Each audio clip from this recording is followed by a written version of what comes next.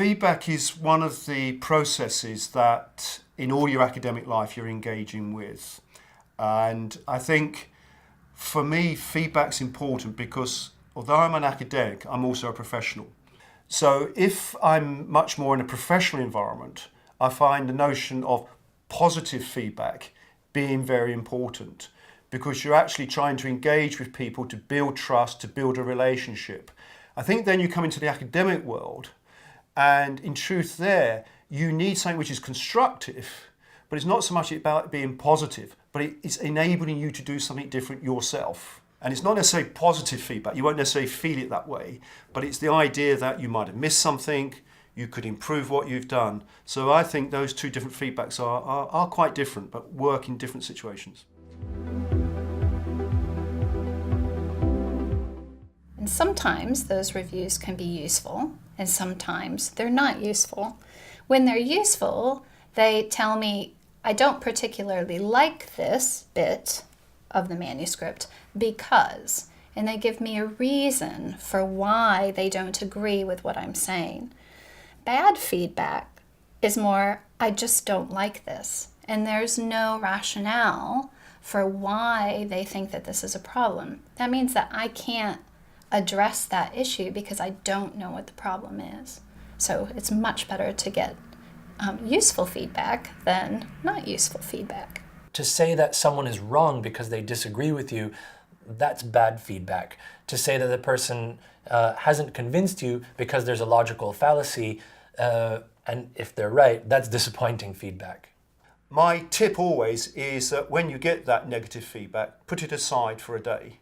Realise that when you write in particular, or if you give a presentation as well, that different people will see it differently. Getting that bad critical feedback is hard.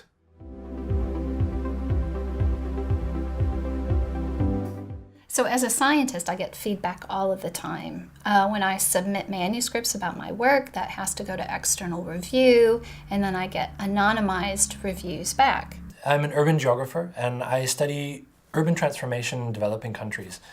In my research, I most commonly receive feedback when I write. So when I submit a journal article, for example, the editor sends it for review, and ultimately I receive comments from anonymous reviewers.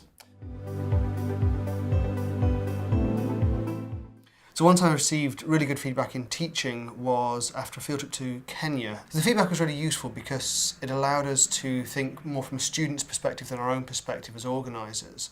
The last article I submitted, I received feedback, and the authors thought that I used an inappropriate theoretical approach.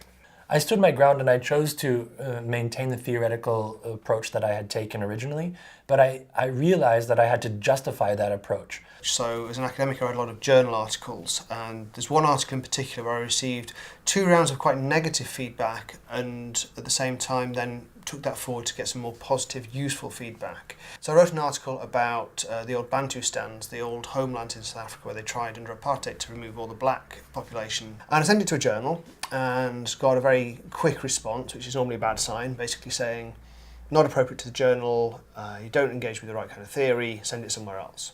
Second journal went out for a longer set of reviews. Those reviews were very critical. Again, it was rejected by that journal, but that time the reviewers gave me a lot more material to work with, other ideas for theories to engage with, examples to draw upon, critical questions to reflect upon in terms of other ways of approaching the same questions. Sometimes you get papers rejected, and it is disappointing because you do research for a year perhaps, then you spend half a year writing, then you wait for 4 to 6 months for the reviews. I've just taken some of the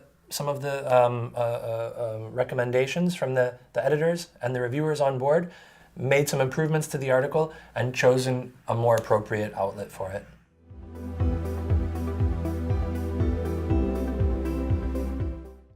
The other side, of course, is to give feedback. Now, this often is done poorly because feedback has to be given within, I believe, structures and processes. It's not simply a conversation. When I give feedback, the usual 2 situations I have to do that is within teaching and within reading other people's research papers. Within teaching, I always try and make sure that those receiving feedback understand the format in which it's going to be presented, the structures within which it sits, So they're able to place their feedback within a context. And therefore, you encourage not only identifying things which might help them in a view of this could be improved, this is being missed out, but you might then sometimes be able to give hints about how they might do that. When I'm giving academic feedback, I think that's much more complicated. And very often there I try and understand why I have been invited to give feedback. And therefore you might be the expert in the field and they're looking to your current expertise to be brought to bear on this work. So I always think the context within which feedback's expected and the context within which feedback's going to be received are very important when you yourself are asked for that feedback.